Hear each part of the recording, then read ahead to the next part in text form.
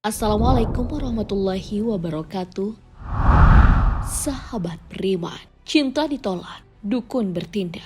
Sepertinya sudah tidak laku lagi. Saat ini, cinta ditolak, spill bertindak. Dengan membagikan banyak video syur kenangan lama saat masih menjalin asmara.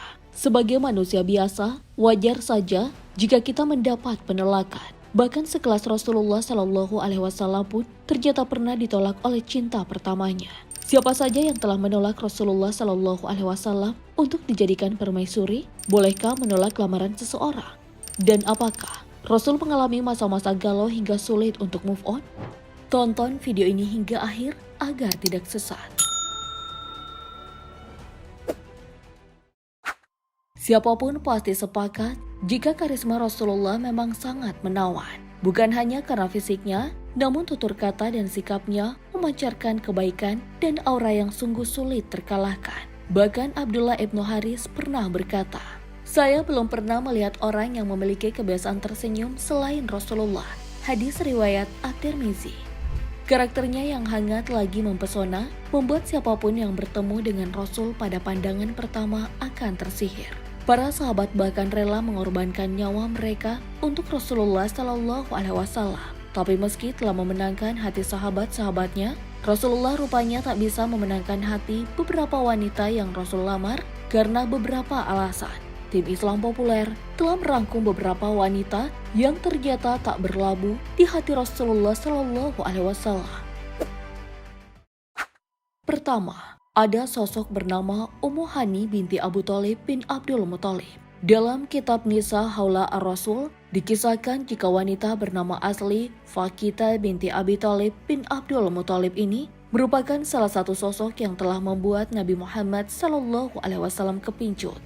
Hal ini pernah diceritakan oleh Ibnu Abbas bahwa dulunya saat masa jahiliyah, Rasulullah memberanikan diri untuk mengajukan lamaran kepada Abu Thalib untuk meminang sang putri, yakni Ummu Hani.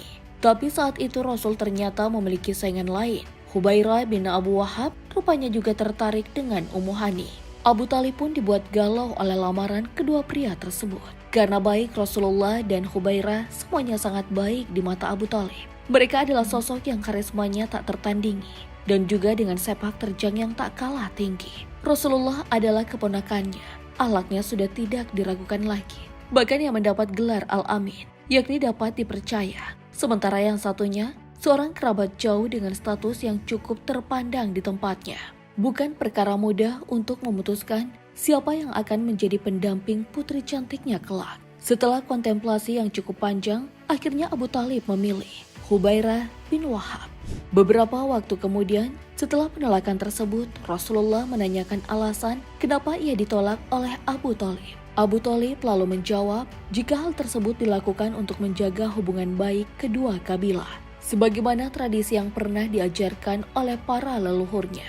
"Wahai Muhammad, putriku telah kuserahkan pada kabilah Ma'zum, sebagaimana kabilah itu menikahkan putrinya dengan kabilah kita, yakni orang tuamu, Abdullah dan Aminah." Ketika cahaya Islam telah menyinari penduduk Mekah saat itu, Ummu Hani menjadi salah satu sosok yang selalu membela agama, bahkan berdiri di garda terdepan untuk memperjuangkan Islam. Tapi sang suami rupanya masih memilih jalan jahiliyah dan kekeh dengan keyakinan nenek moyang meskipun mereka telah menikah.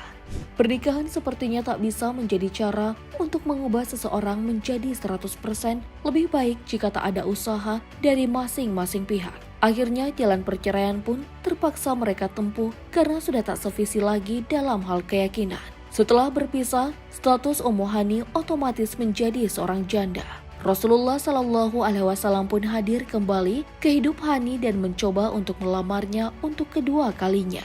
Namun dengan linangan air mata, Ummu Hani menjawab, "Rasul, engkau lebih kucintai dari pandangan dan pendengaranku. Demi Allah, dulu di masa jahiliyah pun aku mencintaimu, apalagi di masa sekarang. Tapi lihatlah, aku sudah renta sedang hak suami sangatlah besar. Aku tak ingin kau repot karena aku Rasul. Aku khawatir, jika kita menikah aku hanya akan terfokus pada suami dan melalaikan tanggung jawabku kepada anak. Sementara itu, jika aku mengurus anakku sepenuh hati dan fokus kepada mereka, aku khawatir akan lalai terhadap kewajiban kepada suami." Untuk kedua kalinya, Rasulullah kembali merasakan cinta bertepuk sebelah tangan. Namun beliau sangat paham dengan kondisi yang dialami Ummu Hani. Dengan lirih Rasulullah bersabda, "Terpujilah wanita yang mengasihi anak-anaknya yang masih kecil, serta sangat berhati-hati atas tugasnya sebagai seorang istri." Wanita selanjutnya yang juga belum berjodoh dengan Rasulullah yakni Dubah binti Amir bin Quran. Kisah ini diceritakan oleh Ibnu Abbas dalam kitab Tabaqat Kubra. Di masanya Duba'ah merupakan salah satu primadona di negeri Arab yang dinikahkan dengan Hauza bin Ali Hanafi. Namun sayangnya, sang suami berpulang sehingga Duba'ah mewarisi harta kekayaan yang sangat banyak. Duba'ah lalu kembali menikah dengan Abdullah bin Jidan Taimi. Hanya saja dari pernikahan ini, mereka tidak dikaruniai anak sehingga Duba'ah meminta suaminya untuk menceraikannya saja. Infertilitas atau mandul memang sering menjadi alasan retaknya hubungan pernikahan. Akhirnya setelah bercerai, Duba'ah kembali membuka hati dan menikahi sosok bernama Hisham bin Mughirah. Mereka akhirnya dikaruniai seorang anak bernama Salama, yang juga merupakan sahabat terbaik Rasulullah Shallallahu Alaihi Wasallam. Namun Hisham tak berumur panjang. Setelah ia meninggal, Rasulullah melamar Duba'ah melalui Salama. Salamah pun menjawab, "Wahai Rasul, ibuku sudah tua renta, tapi akan kutanyakan dulu ke beliau tentang lamaran ini." Sesampainya di rumah, Salamah pun menyampaikan pesan Rasul ke sang ibu. "Bu, Rasulullah melamar ibu." Terus apa jawabanmu?"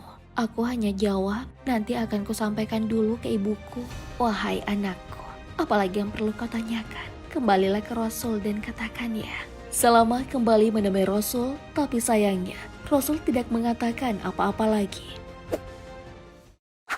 Yang terakhir, sosok Safiyah binti Basyamah bin Nadlah. Masih dari sumber yang sama, Ibnu Abbas bercerita jika dulunya Rasulullah juga tertarik dengan Safiyah yang saat itu merupakan seorang tawanan. Pilu melihat nasib Safiyah, Rasulullah Shallallahu Alaihi Wasallam pun memberinya pilihan. "Safiyah, jika engkau bersedia, menikahlah denganku. Namun jika tidak, kembalilah pada suamimu." Di luar dugaan, Safiyah rupanya tetap memilih suaminya. Meski ditolak oleh Safiyah, Rasulullah tak dendam dan malah membebaskan Safiyah. Rasulullah memang layak menjadi panutan. Dari segi kepemimpinan, agama, hingga kisah asmaranya semua mengandung makna. Kebanyakan orang-orang yang telah ditolak pinangannya akan merasa kesal. Bahkan tak jarang menaruh dendam kepada wanita yang menolaknya. Tak heran jika masih sering mendengar kasus wanita diguna-guna hingga berakhir meregang nyawa. Namun Rasulullah berlapang dada dan justru merelakan wanita idamannya kembali dengan suaminya. Berdasarkan kitab Tabaqat Kubra, dijelaskan jika Rasulullah sudah melamar namun ditolak, beliau tidak akan mengulangi lamarannya, tapi bisa saja Ummu Hani dulunya salah satu pengecualian karena beliaulah cinta pertama Rasul. Setiap wanita pasti merasa di atas awan ketika dilamar sang kekasih atau orang yang dicintai. Tapi bagaimana jika tak ada perasaan sreg dengan orang tersebut? Apakah menolak lamaran membuat kita jadi pendosa? Perasaan tak sreg sungguh manusiawi dan cinta pun tak bisa dipaksa. Entah tak ada rasa karena penampilan fisik yang tak sesuai dengan kriteria, karakter yang sangat jauh dari yang kita harapkan, atau alasan lain. Menurut fatwa Dr. Soleh Al-Fauzan dalam kitab Al-Muntaka min Fatawa, menolak menikah dengan pria tak lantas membuat kita berdosa, meskipun orang tersebut soleh, karena menikah adalah persoalan rasa. Kecuali jika kita menolak karena orang tersebut misalnya sangat rajin beribadah, taat dalam agama, maka hal inilah yang berpeluang membuat kita berdosa. Tak ada kewajiban untuk menautkan hati bersama orang ini. Sahabat beriman, pernahkah kamu merasakan cinta bertepuk sebelah tangan seperti yang dialami Rasulullah? Allahu a'lam bishawab. Wassalamualaikum warahmatullahi wabarakatuh.